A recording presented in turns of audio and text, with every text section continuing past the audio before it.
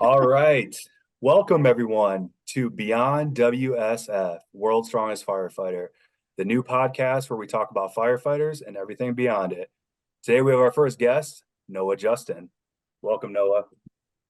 Hi guys. Thank you So, for having first me. off, man, thank you for joining us. Obviously, this was kind of a group selection here of kind of a podcast and how we can kind of advance our event of World's Strongest Firefighter and kind of grow it into a little bit more and reaching out to the athletes and people involved and everything else. So we thought you'd be a first person to have on our guest list. So thank you. Yeah, man. I'm happy to be here. This is obviously such a big part of my life, and both of you guys, I've known you for a couple years now, and you guys have both helped me so much behind the scenes growing the community aspect. I think that's always been the most important thing for me, and I'm sure we can get more into the weeds of what I mean by that. But I think you have the competition itself, but I think the important thing is that you create a network, and the alumni network is so awesome because people can if you're visiting, like Jules, you went to Ireland and you visited some friends over there. Like we have a buddy that we can now visit in Taiwan if we wanted to. Like it's really cool just seeing how the friend circle and just like the connections between all the athletes is grown, and it's become such a community versus just a contest. Absolutely. Absolutely. So tell us a little bit about yourself, man. Like, what's your story? Well, I'll give the short version because I'm sure you can say a whole bunch of stuff. But I'm Noah. I'm 28 years old. I am from Sacramento, California. It's a capital city. It's a little bit different than like LA, San Diego. Like it's a little smaller town, but still a city. So I don't want to pretend like I'm from like the boonies or anything. I grew up an athlete. I played rugby for 12 years through college, from when I was 10 years old through the end of college. So that was basically, I did a lot of sports, but rugby was my main thing. And through that, I, was taught how to lift and, how to lift for sport, which is a little bit different than the lifting that we do now. But after college, when you retire from a sport, and I'm sure you guys can kind of relate to this in a way, but you kind of have this void in your soul. You don't have that competitive edges anymore. Giving yourself that fuel. And so I found strongman through work, and we can get into work in a second. But you guys actually inspired me to start strongman. I've been doing this contest for about, I think it's coming up on 6 years. I think 5 years we've had five contests. I could be totally wrong. I should know that. Sounds right. Yeah. I So believe there's been five contests, yeah, two in five Southern contests. California and then three in Ohio. Yep. Perfect. So I was right. And yeah, so I was basically like, I think 2 years ago or last year, I was like, I should probably try the sport for myself so I can maybe relate a little bit more to the athletes and understand a little bit more of, how everything works. And so I'm obsessed, and I've been obsessed for the last year. And, that's all I've been doing for the past year. But other than working on your guys' contest, I'm working on my own contest now. So that's pretty cool. So yeah, I would consider myself an athlete throughout my life, and I think that it's awesome to still be involved in athletics, even in my late 20s, through work. It's pretty cool. I mean, you did rugby, so it's Yeah, close to strongman.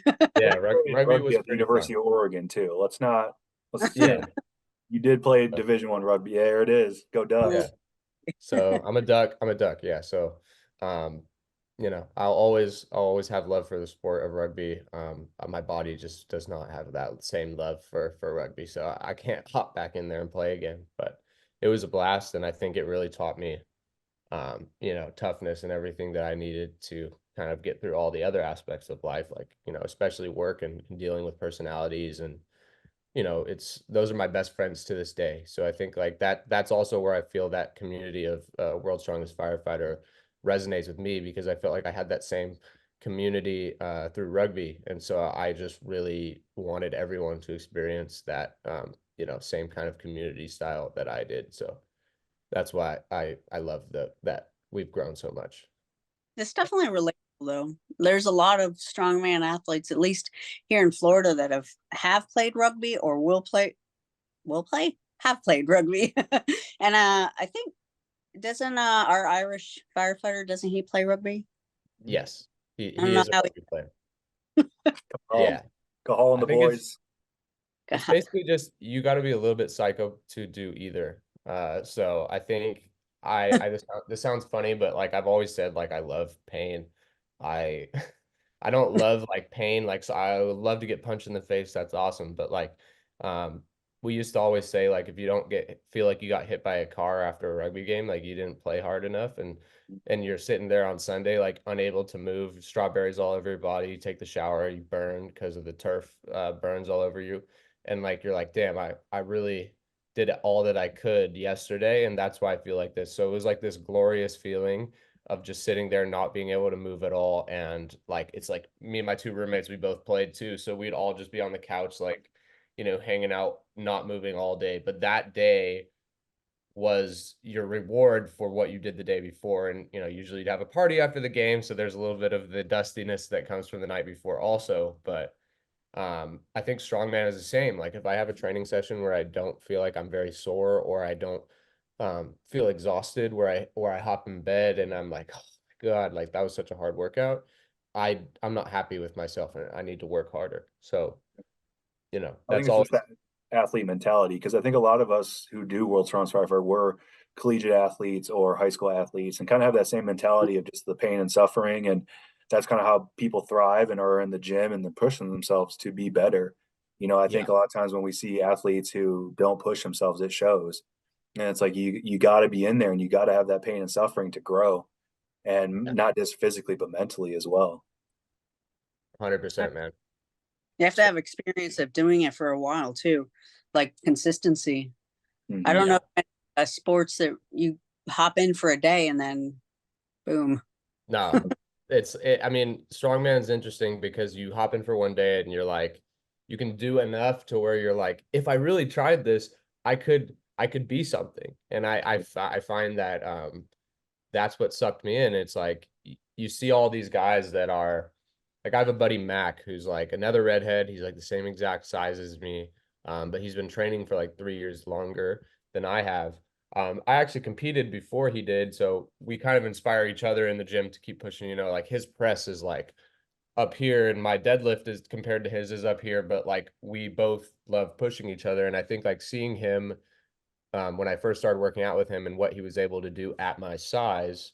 And I'm bigger now than I was when I started, but I think that gave me motivation. It's not just these big behemoth guys. Like we have guys that are not that I'm not big, Mhm. but like, you know what I'm saying? Like it's not just the giant heavyweight guys. Like there's weight class athletes and those guys are just as important. And I think that like knowing that strongman can be for any size athlete. We have a girl in our gym who is 110 pounds soaking wet, and she's like 5 foot, and she just loaded a 160-pound stone the other week. So just seeing those athletes and their ability to push themselves past the limit, like that's really what inspired me to continue because I knew what I could be if I kept working hard. And now,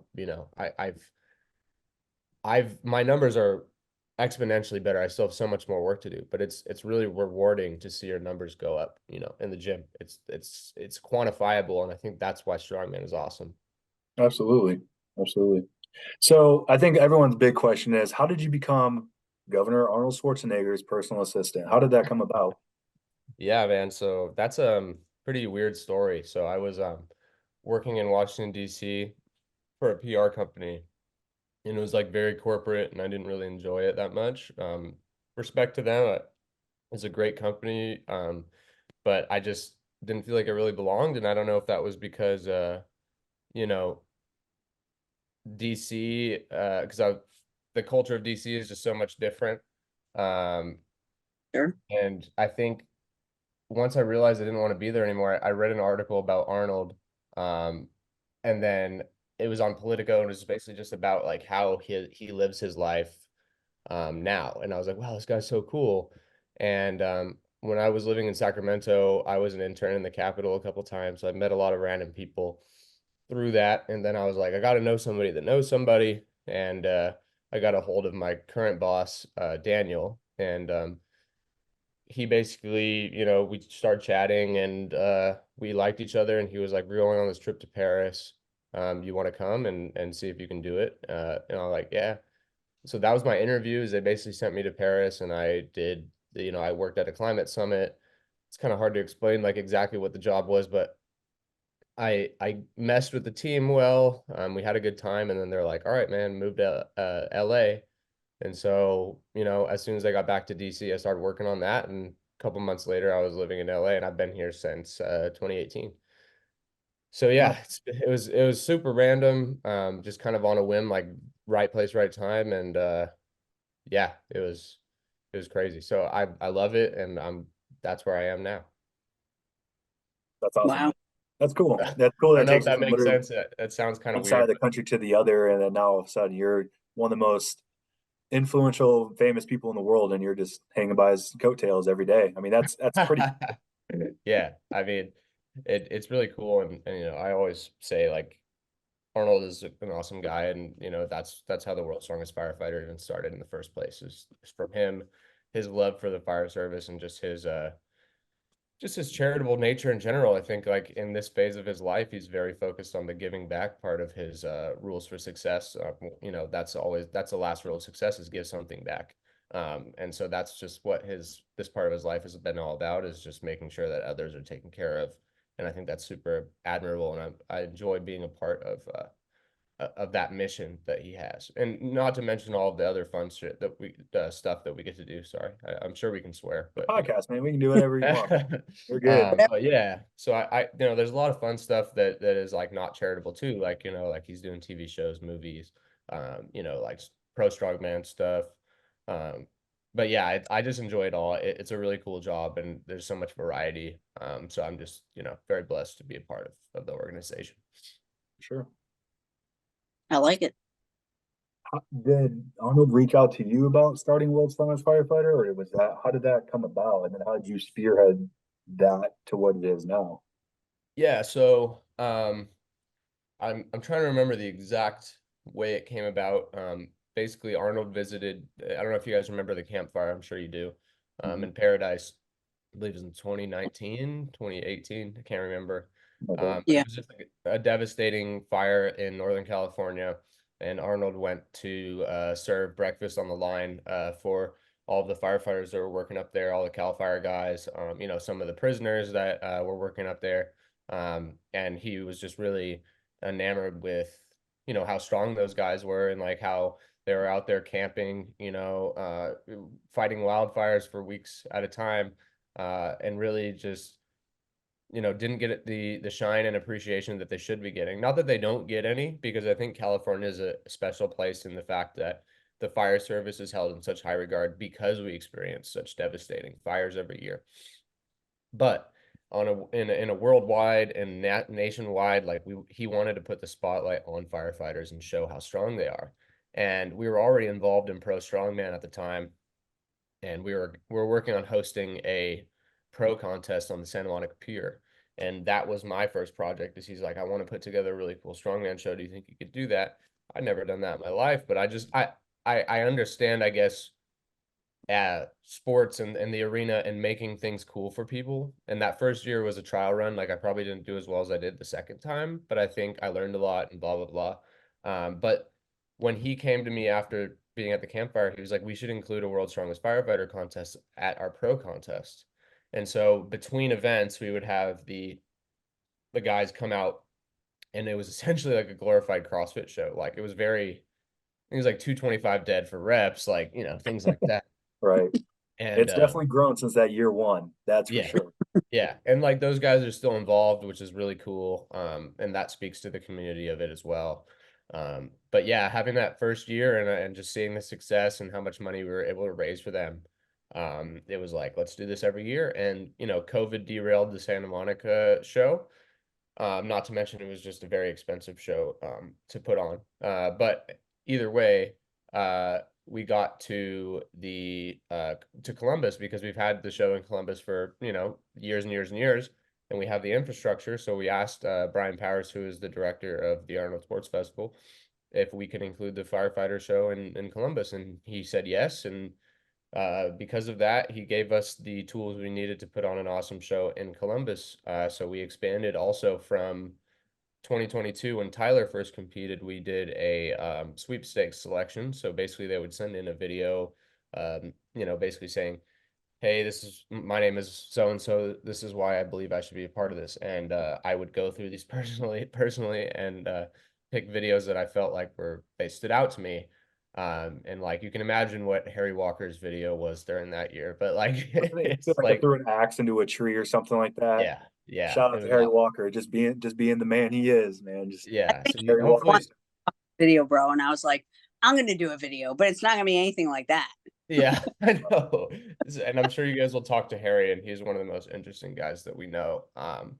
But it was fun doing it that way, and then I realized that the demand to be a part of it was so much higher than just, a couple guys, and I couldn't keep saying no to people that I felt like it did deserve to be in there, because I feel like even that first year there were so many people that I could have selected that I didn't.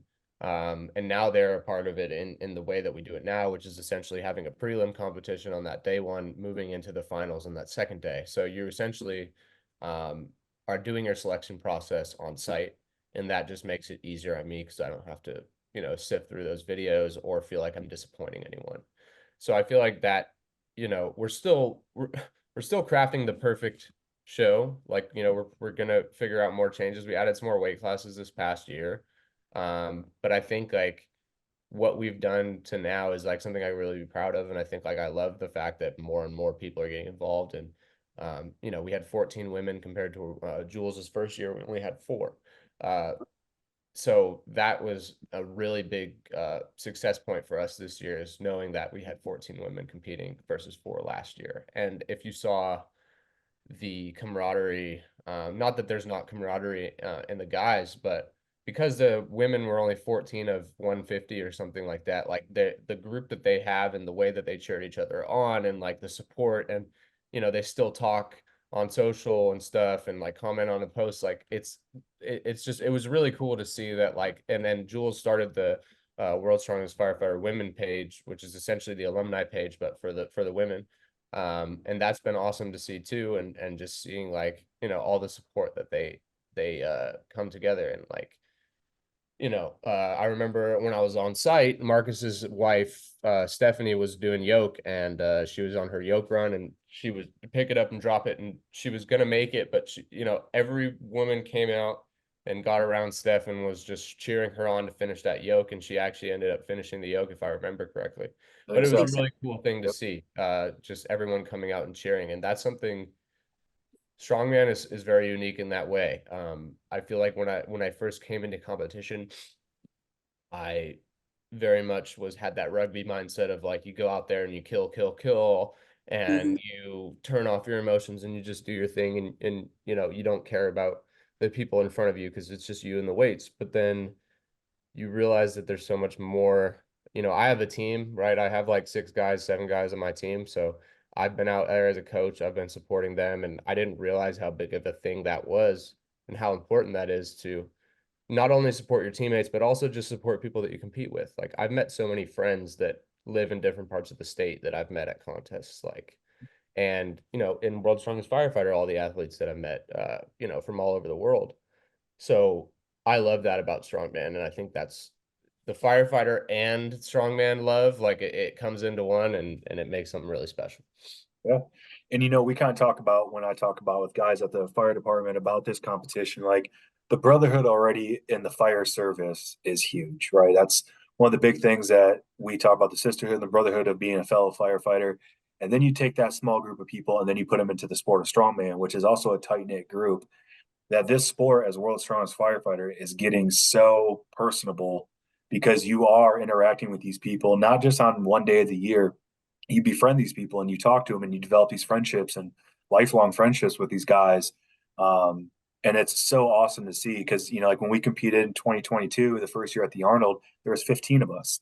And Yeah. we still talk almost weekly, if not sometimes daily, just talking with each other. And now we've gone from 15 2 years ago to almost 150. Like you said, we have friends in Taiwan and Czech Republic and Ireland and Canada, and you're just meeting all these people, and the brotherhood is so amazing. We got people doing comps now together Yeah. outside of the World's Strongest Firefighter. They're all meeting up and doing whatever comp and whatever states they're from. Next week I compete at the Kansas Log Lift Championships in Ellsworth, and Frank, our 231 finalist, is coming in from Colorado. So we're going to be competing again just in a week. So, without that, I never would have known who this guy was, or he probably never would be coming to this competition. So it's really cool to see how we've developed and how we're growing. Just as Not it's Chris's competition. Yep. Yeah, Another. I was gonna say. Yeah. Chris is an alumni as well. He's competed the last 2 years. He's a promoter and runs shows out here in Kansas. So, it's cool. It's cool to see, and it's such an amazing feeling for sure. And Jules, you and Chris have become really good friends over those couple years too. I've seen you guys, your camaraderie, and just how much fun everybody has together. And you and Chris are a funny pair. So I just wanted to mention that. I mean, being out with you guys after it's all done, it's always a good time. So I just There's nothing. yeah, sure. it's awesome, and especially for me when I'm done working and I can just take a second. It's always a crazy weekend, but yeah, I really do think that's awesome, and hopefully, like, I can even get you guys out to California, compete with me once. So yeah, I saw you signed up for Coachella, strongest Yeah. man women. So Yeah, got to run it back. He's got to go back. First open show, I think. So I have a plan to do LA's Strongest Man in August, but I don't have any info on that. But that'll be my last novice show, and then I move to open in November. Yeah, so awesome, man. That's awesome. Got some weight to gain.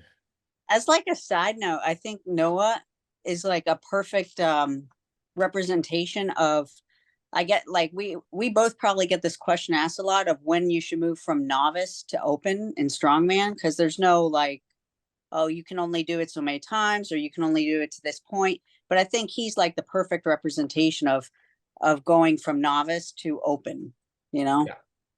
So I did I'll have done 3 novice contests and before my open, and I feel like because it does take a while to get your weights up, like get your PRs up, and then also get your body weights up. I think that like this allows me to understand what competition is like while still building my numbers, because I think like I'm nowhere close to where I want to be. But I still want to compete, and I still want to be a part of that. So I think novice has really allowed me to. I know some people like talk a little shit about novice, but fuck, I it just takes. think it takes time. It really does. And like I was 185 when I started strongman. I'm about 220 now. So Nice. I put on so much weight. But I'm still going. Like I want to put on 10 more before the show, because I'm doing Tyler's weight class, 231 and under. Oh man, those days are behind me now, man. I've decided stick with the Sorry, you were open this year. 2 years ago. So yeah, I was sitting at like 240 for a while. So I was like, oh, 9 pounds, like that's nothing to cut. Yeah. And now I'm just like, no, I'm just gonna stick with the heavies and just run with it. And it's paying itself off, because like I don't deplete myself with a water cut or something like that. And I might as well train heavier weights and compete at the heavier than try to cut down. It's like I'm not gaining much out of that, so let's just stick with the heavies and go from there. So, and that's the way it's been working for me. But kind of going with that, I had never done strongman until you literally selected me to compete for World's Strongest Firefighter. Like, came from a powerlifting background, took a couple of years off with a back injury, and then hooked into strongman. And like, I'm just now starting to podium the events that I'm going to, because it takes time. And like, I'm super strong, but to learn strongman and the 30-40 different events that you can have, it takes time, and it takes practice, and it takes all the different meets and the comps and shows to kind of find your groove and what works and what the training cycle should look like, your recovery. I mean, it is a very strategic sport if you want it to be. Yes, you do. You do need to take care of yourself in the off times. It's like, how often you hop in the sauna, you want to do a cold plunge, you want to do your massage gunning, stretching, mobility, all of those things. I always say, like, because I have a fake hip, I tore my meniscus. Like, I never really cared so much about stretching and mobility when I was younger playing rugby, and that does take a toll, obviously. And now I have a spot hip and no cartilage in my right knee, and yet I'm still able to do this somehow. And some people might think that's stupid. My PT says it's great. She said, "You have a fake hip, it's not going to break. Just right. enjoy that." Got that old So titanium dip going on. yeah, and I think like talking about all the different events and like Jules, like you compete in Highland Games too, which is like another kind of facet of strongman. I wouldn't say it's necessarily strongman specific, but same, you know, it's got some crossover events, and so like I've even become interested in Highland Games through you. You know, so watching you compete, that's pretty cool. But I just remember like, you know, I had my first contest, I couldn't get my circus dumbbell that I was getting every day in training, and it was the nerves, everything happening at once, like, and I couldn't do it. And so I basically was like dedicating after that show, I'm only going to do circus dumbbell until I'm, you know, I'm really good at circus. And then I get my next contest events, it's like no circus. I'm like, okay. So I have to pivot from doing circus. Now I'm doing Viking pressing contest. Okay, so now I train on a Viking press implement, which is just weird. You guys have probably both seen the makeshift, you know, putting a barbell on a safety bar and just Yep. pushing up. Um, and so that was hard. And then it's like now I got my contest in November is going to be an axle trump weight. And so it's like, oh, I don't even train axle. So now I'm starting to train axle. And it's like, I forgot that I told myself I wanted to be the best at circus dumbbell. So that's also why it's so much fun, because like you do get to practice different implements, and like for example, like last year at Coachella Strongest, we did a stone series, you know, where we did 5 stones and weight and height. So the height goes down as the weight goes up. And this year, allegedly, they're gonna do heavy stone, 1 stone, 5 different heights, which All that right. sounds That's the thing absolutely, about that's the thing about strongman, man. Like every event, every show is just different, and they can yeah. modify it however they want. So yeah, you might be good at stones, but are you good at putting them at a 52 or a 58-inch platform? Yeah. Better figure it out, because that's what's going to happen. So Yeah, so I have to learn, you know, because one of the heights is like 70 inches. I'm 6'3", so like lucky for me, I'm already up there kind of. yeah, But still, I might have to learn to shoulder a 260 stone, and I just got a 225 stone to my shoulder, which is great, but like way more work to do. So that it just gives me more motivation in the gym having a show to train for, yeah. and watching all my friends do all this stuff, because it's like I just want to catch up. I won't. And shout I'll out to try. shout out to Wreck It Jim Martins Lisi's, one of our favorite pro strongmen. That you able to work with him, and that's got to be a pretty cool thing to work with him on a weekly basis at least, and pick a pro strongman's brain of how to be better at these events. Like that's a big advantage that a lot of people can't have. Yeah, and that so I'm really lucky that I get to train with the group that I do, and like um you know, I still wouldn't consider myself like a big time strongman or anything, but and I'm an enthusiast, you know, so having Martine's advice and his friendship too, because we've been friends longer than I've even been doing strongman, just through working in the Arnold Strongman Classic, and he won both of my shows in Santa Monica. Um, you know, I always tell him, I remember talking to someone before the show because I got him for a media interview, and I'm like, is this guy going to do anything? He's like, no, not a chance. And Martins ended up winning twice in a row, went on to win Worlds, went on to win Rogue, went on to win Arnold in 22. So Yeah, he's like, he's won every major show. And like, you know, if you can see like kind of how like he's taking care of his body and how much he focuses on mobility and how much he focuses on recovery. Um, and his thing is all, not that we don't lift heavy, but I think like Martine's is always like you can make light weights heavy and you can get a lot of those same benefits and less strain on your body. So it's like we do lift heavy, but we don't lift heavy always. So it's like you just do a lot of eccentrics, you do a lot of isometrics, like, you know, just like things that can build your muscle without harming you so much. So that's been really cool to be a part of that. And just like you're saying, the techniques are invaluable. You don't have someone that teaches you how to do a stone. Like you're just going to pick up the stone how you think, Right. or you watch a YouTube video. There's no, you know, I have a cadence. It's like cut the stone in half. This is put your feet here, go up to lap 10 and 2, stretch reflex, go up. So it's like all of those things like I learned from him. And I know you can find that on YouTube, and like you guys have coaches that can teach you that, but not everyone does. And I'll go to a contest and I see some people like not even able to break ground on a stone that they're twice the size of.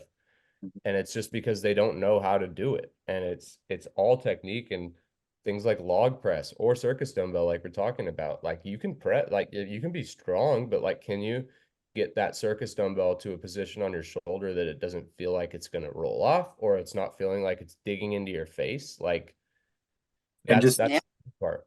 the Yeah. opportunity to have some of those implements as well, because you see some guys training with like a dumbbell, like a 110-pound dumbbell. That is not the same as a circus dumbbell. No. Yeah. And so, Yeah. and that's a big thing with strongman too, is you have all these wild implements or all these wild events, and it's like sometimes people just don't have the access to even modify something like that to train a strongman event. So, having that gym that's going to give you success or the tools for success is huge. Having those coaches who've been around the game for 4 or 5 up to 10 years, whatever it may be, like those are all significant things in the world of strongman. And, that's kind of how you start getting better is having that. Yeah. Well, that's what I'm gonna say with strength sports in general. So if you look at strongman, if you look at Highland Games, if you look at any like functional, like CrossFit even, or what we do in firefighting, a lot of it is like gaining that strength, but also experience to know that you can use lighter weights to get your strength up and then apply that in a certain way to be able Yeah. to lift something that most people wouldn't think that you would just be able to lift or do. Right. And it's getting your body used to the movements. It's like you want to move that same, or you at least you can tell your body you want to move the same way that you do with a 135-pound stone that you do with a 260 stone. Obviously, it's not going to move the same, but if your body is doing the same cadences, it's going to pay off for you because you're not like, oh, I'm going to pick it up differently because it feels heavier. It's like, no, do it the exact same way. Right. And Yeah. even when you're working with that 135, do it slow so you can feel that extra strain. But like now you don't have to go slow-mo when you go the heavyweight. So it's like a bat donut almost, where you put a donut on your bat to make it heavier. So when you get to the batter's box, you can swing faster. Right. Mhm. Like that's kind of how I look at it, is like you want to make it harder for yourself in training. And then when you get to the show, it's like, oh, I'm just running a Just yoke. just, Like it's not just a big doing it. deal. Yeah, So exactly. kind of going back to like the show, like the World's Strongest Firefighter, like what would you say like some of the biggest challenges you faced with this event?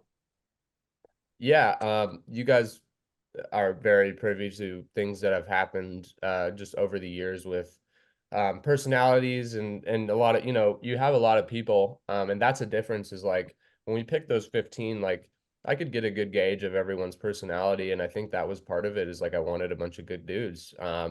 And every guy from that selection, is my friend to this day. And I think as I love so many of our athletes now, like I have hundreds of friends now. Mm-hmm. Um, but you do have people that are in it for themselves and they're not necessarily in it for the community or the reasons that we all are, which is also to raise money. So, I get a lot of quote unquote suggestions from people on how to run it. And when you're when you're just doing your best and trying to put together the best thing you can while also making money for charity and while also making sure everyone's included, you have things to worry about like time on stage. You have things to worry about like how much the Arnold Sports can give you broadcast wise. So there's a lot of like things behind the scenes that people don't necessarily understand, and they think it's like the same as running a show in a Sam's Club parking lot. Like it's really not. So there's a lot of things that like I have to adhere to Right. that people want me to, like someone will be like, well, what if we did 3 contests on the stage and we had 3 different divisions and we gave an axe to all those people, and we didn't do the Wilkes system or whatever. And I think like the reason that we do the Wilkes system is for a couple of reasons. One is that we can't be on stage longer than we're on stage. Like that's just how Yeah. it works at a big expo. So that's one reason. And two, like there are so many weight classes and we're gonna have weight classes that like we just want to measure everyone on that same level. And like with Jules, when you won the women's division on the prelims day one, last year, or I guess 2 years ago now, like you won the women's division. So it's like those medals that you get, like Nathan won the open prelims, like he was the Mhm. champion of that division. The finals is a completely different thing where you're putting together the winners of these divisions into the Wilkes system. So I think like people believe that like I should be giving more axes out. I should be separating the competitions. And that's not to say that everyone has that idea, because a lot of people are happy with how it goes. And, you're always going to have people that have suggestions. And I think that was just overwhelming for me this particular year, because Mhm.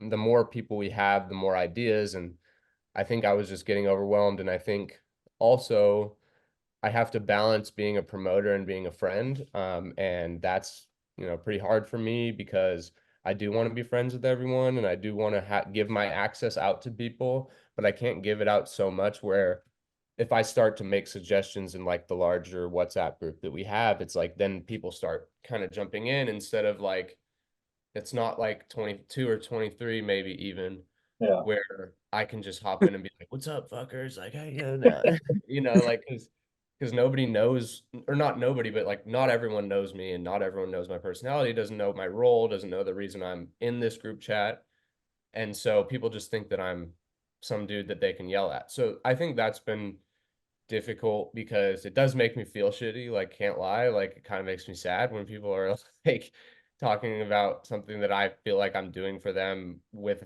no extra pay. And I'm not whining about that, but it's like, hey man, like I'm taking this time to run this for y'all because I want to, and because like my boss wants this to go well, but I'm not Yeah. getting paid more for it. So it's like I could fucking walk away and never care about this again, but that's not the person I am or want to be, because I do really care about the cause. So yeah, I think that just dealing with criticism, I've always been tough with that. It makes me sad, I can't lie. So Well, and like uh that makes sense. No one likes to face criticism, there that's just kind of the reality of it. But I can only imagine like you're kind of getting the blunt end of it all because they think you're the one who's just like making every single decision. And like, no, there's a team of about 30 people that make the decision for this one event. yeah. And it's such a collective thing between Dion and Brian. And I mean, just everyone. It's such a collective thing that, we're trying to make this run as smooth as possible. And that's it. I mean, that's the reality. We have, an hour and a half on stage. It's all we can do. We Yeah. can't do all these other divisions or, we kind of call it the participation medal where people just like they want to get that recognition. Like, I get it. I understand what you're trying to do, but at the Yeah. same time, we're trying to find the world's strongest firefighter. And, Yeah. and And I that's it's got to feel, come down to it at some point. and back to the Wilk system, I almost feel like that's a direct representation of what the fire service is in general. It's like Jules and Tyler on the same line, like the same truck, or I'm sorry, I don't know the right jargon, but like, you guys are on the same team that are coming into the house. Like there's no weight classes in the fire service. Like, I don't know, maybe you guys don't hire people over a certain weight, but like, everybody That's works. a different conversation Yeah, about but like everybody works together, everybody has fun together, and everybody fights the same fire. And I think like that's sort of where Dion and I wanted the Wilkes system to come up, because everyone needs to be measured on the same level. And whether the weights are the same or not, like everyone's strong as hell that's up there. Like But there's no well, slouches. not everybody's going to go up to like 1,000-pound hose line and drag it over here. Like if me and Tyler are on a truck, I'm not going to be the first one to jump that way, right? Yeah, Everybody has their own role. So one person might be using a thermal imaging camera. One person might be good at getting into narrow access areas, i.e., like someone like me who's smaller. yeah, Um, so it's accurate in that way. It's not everybody has to move this huge amount of weight the same way. yeah, exactly. And so I guess like just that's just the reason I feel like that the Wilkes system works, not just for the logistics part, but just because I feel like it's a representation of the fire service. And so not that I'm like making my excuses and like talking to my critics directly, but the yeah, Wilkes no, system absolutely. I feel like Yeah, but is that's it's why I did. as Yeah. well, not just in strongman or I mean, who else uses it? Powerlifting uses it. Yeah.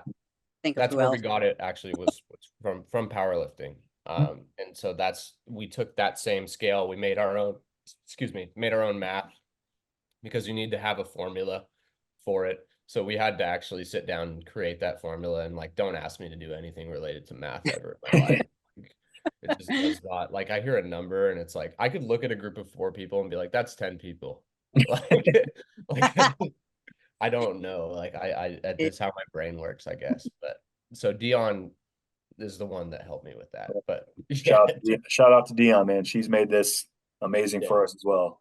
yeah. So And she's a great lady, and hopefully you get the chance to talk to her as well. But she has taught me everything I really know about the amateur strongman world, and you know, how to put a contest on, and we both work together on improving the things that we both do, and she's learned things from me and I've learned things from her, because this is about both of our babies, and everyone that works, you know, John Byrne, who helps me run this, and you know, all the people on the team, like everyone's heart is in this 100%. So we all come together to make this the best we can. We meet all year, all, you know, after it's not like this is a let's hop in a couple months before and see what we can throw together. Like it's really, we take that time, and I hope that it shows from all of us, not just from me, but from Dion, from John, from Dom, our MC on stage, who is another guy that would be really fun to talk to. Like he's just he's a firefighter. I don't believe that, because he does so many random things. Like he's a stand-up comedian. He does Bitcoin stuff. Like but he's a firefighter. I've seen him in uniform before. So Our alumni reunion in Or like a firefighter. Venice Beach, we saw him in uniform. Like he really is. yeah, So, exactly. Yeah. so no, like where are you wanting this to go? Like where do you want I was World just, Strongest Firefighter to go? You let Jules ask the question just so she Jules asked the question. I was about to say, all right, so piggybacking off Dion and all that, Yeah. where do you want it to go? Oh yeah, I mean, you know, I think that the idea is to just continue to grow this. Like I think a good marker for success in the coming years will be more international athletes. You know, having a guy from Asia was really cool. Like that was like, God damn, like it's so far away. And he has already told me he's coming back. Like he was one Yeah. spot off from that main stage, and it would have been so cool for him and Liam, who are both foreign athletes, to be the top two in the U90. And so that was really just cool for me to see. And I think if we can get more athletes from all over the world, if we can get some guys from Africa, if we can get South America, Australia had a big wildfire presence. You know, I'm talking to a guy from New Zealand right now who wants to come out and compete. So there's guys from all over the world that are messaging me being like, oh my God, I just found out about it. You know, I'm seeing this on the Arnold Sports page. You guys do this? And so the more we get that word out, and the more international people and athletes that we have, and the more women that we have, and like women from international women, like to say, but like Yeah. those are just good gauges of how we're growing, because obviously like there's going to be a bunch of hefty dudes being like, oh, I want to lift weight and I'm a firefighter. Like that's easy to find, man. Like Oh yeah. you To gotta say, like, yeah, no, exactly. So it's like I just want to diversify, and I want to continue to just smooth speed bumps, and you know, make those auxiliary, I call them auxiliary events, you know, like the dinners at Schmidt's, or you know, hanging out at Brothers, or like, you know, if we got like a tour of the Rogue Factory or something, you know, just like getting that cool would, stuff together, so everyone can kind of bond in those experiences outside of the competition. And then, you know, Tyler, if we ever work on another alumni reunion, like those are the things that I want to invest in, and like that's how you get people to come back. That's always how I've found, is that if you don't care about that individual athlete and his needs, and you just care about the overall picture, you're not going to be able to put together something special, because emotions are so tied in with happiness. I mean, happiness is an emotion, but I mean like, but like when you're emotionally attached to this, and I feel like all three of us have that emotional tie to this contest, you want to work harder for it, because you are part of the family. And I want everyone to feel like they're a part of the family. Oh, tearing up. Yeah, You know, but you're you know right what though. I'm saying? Absolutely. Like I just want people to know that what we're doing is for them, and it's like it's special, you know what I'm saying? So that's how I see this going, is continuing to grow the community, continuing to make people happy, and also crowning a world's strongest firefighter every year, because it's been so cool to see Marcus. I've seen Daniel, I've seen Ben Gallagher, their media tours that they do. Andy. You know, like those are just so cool for me to see. And like, you know, you have like the local Toledo station being like, we're here with the world's strongest firefighter in Toledo, Ohio. Can you believe that? And then like Marcus told me a story where an old lady was like, I can't remember what the exact situation was, but They were, Marcus came in. Yeah, I think did you see this story where Yeah, they're she yeah. going. Yeah, they were at the Yeah. hospital for like a medical call, and she recognized him or something like that. Yeah. Yeah, and then like she was so hyped that the world's strongest firefighter came to visit her, and I think he came and visited her off hours or something like that. Yep. Uh, Aw, so like those are just like cool moments where it's like they're representing us so well that like I really hope the people that do win this overall contest are going to continue to be, and not just the overall winner, because everyone does media. Like, Tyler, you've done media, I'm sure. We have guys who like didn't even make the finals that were doing local media. So just everybody doing those local media shows, like I want this to come across the way that that we all feel about it. It's like this is fun. We're gonna have fun. This is not like life or death. Like, oh my God. Like I'm just right? yeah. So if you want to make it life or death and you want to go hard, like everyone needs to go hard. I'm not saying that at all because I want everyone to train as No, no. hard as Oh, possible. so easy. Yeah.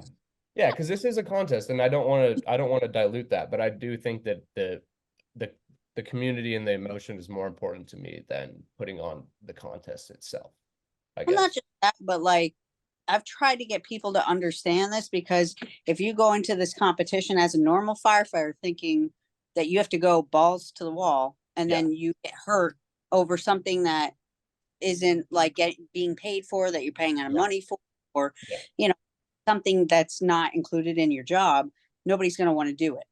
So No. that's try to like, I try to get that across as well. Like you don't need, if it's going to risk that, then it's not worth doing.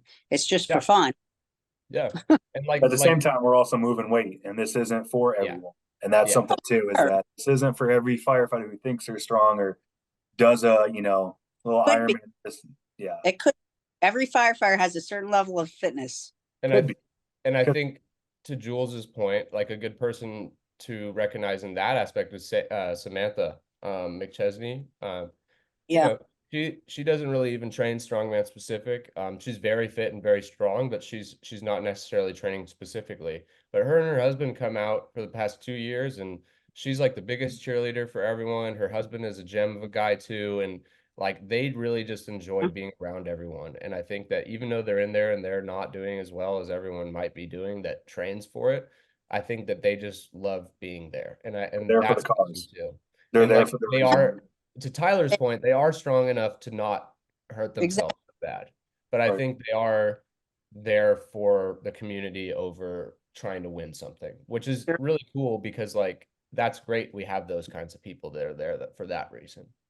Because if you have, all serious people and no fun, then it just becomes another contest. So I think Yeah. like, and you don't have to not have fun if you're serious. Like Tyler takes that shit serious, but like he's laughing with the guys in warm-ups. Like Mhm. that's awesome. So yeah, I think that people should realize that this is a real show, but like if you want to come out and have fun, like you don't even need to compete. Like just maybe volunteer or something like that. Like if you want to work on our staff, like volunteer, Volunteer. So There's guys in my department who know that they can't, they're not into strongman or whatever, but they're like, I want to help out. Like, so yeah. maybe that's something you and I or all three of us can start working on, is how we can get more volunteer help and getting more Yeah, people involved and spreading that word. we'd love that, man. Any help we can get is great because we're very a very small team that is all made up of volunteers that have other jobs. So, we had a lot more volunteers this year, but like always look for more help. Okay. Well, no, we've definitely learned a lot from you, man. Like I said, we appreciate you coming on. We have a couple more questions for you. One of the things I want to know, if our listeners don't know, Noah is in Los Angeles. So I got to know, what was the most hilarious fashion or trend that you've ever seen? Oh man, that's so interesting because I see so. I mean, It's such a melting pot of the world in Los Angeles. I mean, I can't imagine everything you see. yeah, I mean, like there's like every community has their own style. I think like the people you're probably thinking of is like the Melrose Avenue, like hype beast kind of people. I've seen like my funniest one, and it doesn't sound that crazy, but it just makes me laugh every time. Like every dude in Venice looks exactly the same, and they all wear this the color of a potato sack, like that like light tan color. Beige or whatever it is. It's all linen. They all wear all beige, and they all wear like you know, Birkenstocks, and they all have this like this hat. I can't even like Fedora. describe the hat to you, but it's like they're all the same color. It's like that beige with a green bill, and it's got some stupid company on it. But they all look the same, and I don't know why that's so funny to me. But the beige linen look is so funny, and you know they're not from LA or Venice. Like Right. you know, like the Yeah. people that dress like that are not usually from here. Like my girlfriend, she's from LA, and like she doesn't dress weird or anything like that. It's more people that are like, I'm in LA now. I have to dress like a weirdo in order to fit in with other people that aren't from here. So Yeah. it's like, you know, like the people you're fitting in with are also other people that are trying to fit in with people that are also not from here. Because like I live in a community of people who have been here from since like 1970. Like I live on a residential street. Like Mhm. everybody I interact with in my LA is like a lot different than those types of people. But I do work in Venice, and so I see those kind of guys all the time. So Yeah, yeah, it's super funny. But for yeah, sure. that's a good So question, man. for We're sure. talking about I don't know how California came up at like the dinner table the other night, but we were talking about it, and somebody was saying like in order to leave California, like move out of state, you have to pay some, I don't know, like what is it, a couple thousand or something to leave. I You don't know if that's Florida people just really love to make up rumors about California. that would Um, be No, accurate. I don't believe that's the case. Because I do know a lot of people that not a lot of people, but I do know like that people leave here for places like Texas or Arizona or whatever. What those states do that's interesting to me is like, for example, like I live in Inglewood. A lot of people are trying to buy up the property and make it gentrified and you know, up the value of everything, build apartments, blah blah blah, take out long-term residents. Places like Arizona will be like approach these people and be like, we'll pay you X amount of money and we'll make sure you have the same mortgage rate if you move to Arizona, but we're going to want to buy your house. And so people like will offer to give them money to move, but you wouldn't pay to move. Like people would offer you money to leave the house here because like Yeah, you'd like, have a great mortgage rate that you've had, you know, you paid $100,000 for your house in 1980 and you're paying less than $1,000 in mortgage, and then you have a house down the street that's worth like $2 million, and you're like, well, we can make so much money if we just get these people out. And mm, that, so I think like that's the closest thing I can think of, unless you're completely right and I'm just oblivious to this, but like I'm just gonna blame it on Florida. never know. Bring it. Bring it to Florida. God damn Florida. But yeah, that's funny. I hadn't heard that one before. But Yeah, that's new. there are like a lot of weird things with um you know, wanting to get people out so that they can build up. I think that's like a really big thing, especially in neighborhoods like this. Yeah. That's crazy. Yeah, it's really weird. California, man, it's a different world. Yeah. Yeah.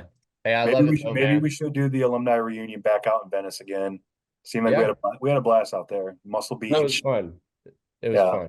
And hopefully it'll be less humid in Florida when you're there because Jules, you weren't there, but like the weather when we did our reunion was basically like we were in Florida. It was pretty weird.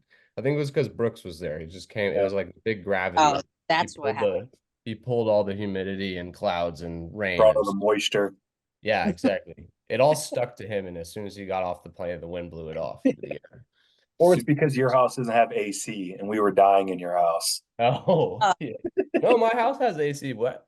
Well, it wasn't on when we were there. Okay, yeah, yeah. Yeah, my house was pretty disgusting, and I think that might have also been because Brooks was sleeping there too. I mean, Grizzly dude. So, well, no, But yeah, man. if people aren't friends with you on Instagram or social media, where can they find you at? I'm only gonna accept your follow request if we've spoken before, but at mjustin916 on Instagram. I have a lot of holding bay of follow requests until I remember who they are because I feel like a lot of people from WSF follow me, and then I'm like, oh yeah, I forgot. Like, you know, I met this dude. Sorry if I don't accept you right away. I'm just like trying to. Noah's got to investigate you first. I know. I I just, you know, agree. I don't know if people will start judging my personal life or whatever. Yeah, I get you. Not that get I'm so controversial. I mean, I think I'm pretty normal on Instagram. I don't do anything that. great. So All right, Noah. Thanks, man. We appreciate you. Thank you yeah, for everything man. you've done, man. You've done an amazing job with this. Like you said, it's grown from 6 athletes 5 years ago to over 150. I mean, that's on you. I mean, you're the one pushing it. You're the one doing everything to help get this thing growing. And man, it would not be anywhere cool if it wasn't you doing it. So, Nah. Oh, we didn't ask him what he thinks of firefighters now, Noah. Or Oh, what yeah. do you think of us now? A bunch of degenerates. Uh, I mean, like, first responders, when you don't know them, are just sort of like an enigmatic, like, heroes of the community. I know cops have a little bit different kind of way people view them, but yeah, for we're not talking me, yeah, about well, this is separate. But I think, I've always had respect for fire. I mean, there's nothing wrong with firefighters. Like, there's no controversy. It's like you're helping people. You help our community, like, even when it's just an old person that fell. Like, and I'm sure that annoys you to have to go out to those to those kind of calls. But EMA I lifts. yeah, exactly. It's like, hey, those are ways to learn your lifts, I guess. Sandbag to shoulder. That's what people keep saying next year is that all of our events need to be named like Mima lift, which is just a sandbag to shoulder, or pull an LDH, which is arm over arm, just something all firefighter related stuff. No, But it would be hilarious, but I sure. don't feel like that's changed much. I still view you guys as obviously an important part of our community. I just think that it's it reminds me so much of college rugby. Just the way people talk and like the stories that people say and like, not that anyone's saying anything bad. I just mean like it's very loose and like I love that and like you guys don't take yourselves too seriously, which in a job that is extremely serious, like I feel like that's a good thing for your mental to be not taking yourself so seriously, because you do have to switch off and you do have to like live a normal life too. Me and my girlfriend were just talking about this earlier. We were having lunch outside of a firehouse, and we just saw them leaving, and we just talking about EMS and like how I would be a firefighter tomorrow if I didn't have to deal with EMS calls and things like that. And they would just like I can't handle blood. I can't, it's just like That's like 85% of the fire service is medical. yeah, exactly. So that's what I was saying to her, is that like the mental strain that you have to go through dealing with all the medical calls or the ODs, or showing up to car crashes, just things like that can really mess up your mental. I think it's admirable that you guys are able to put on a positive face, at least. Maybe you have things that you deal with, but I think like the way that you deal with it together in the community and the jokes that people make, like it's very much like similar to communities I've been a part of before. We just didn't have to do crazy shit like the EMS call. So I'm just saying, like, I love that you guys don't take yourself too seriously, because I feel like it probably really helps just with dealing with everything. for sure. But don't get it twisted. It is very much like college. It's like living in Oh a yeah, dorm. yeah. I What? mean, basically, Yeah. I think Marcus said this. He was like, it's basically just having like a sleepover with your best friends, like a couple weeks. It It's is like, exactly it. and So it's just funny coming from Marcus. Everything's funnier coming from him because he just looks like a giant gorilla balloon. But like, with all due respect, Marcus, you're my favorite. But we love you. I it's mean, just fun. it's good. It's good. Yeah. I mean, Well, he's in a China. I'm sure you guys talk to Marcus next, and he was a part of the 2022 group, and his story is so inspirational. And the fact that he had just had his son and his wife competed too, like it's just the stories are endless that we can tell on this podcast. So I just can't wait to see how you guys continue to do this. So thanks for having me on too.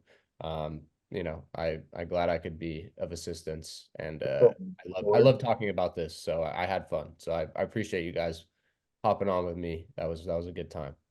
Cool, man. Well, we appreciate it. We'll talk to you soon. All right. Thanks, Love brother. ya.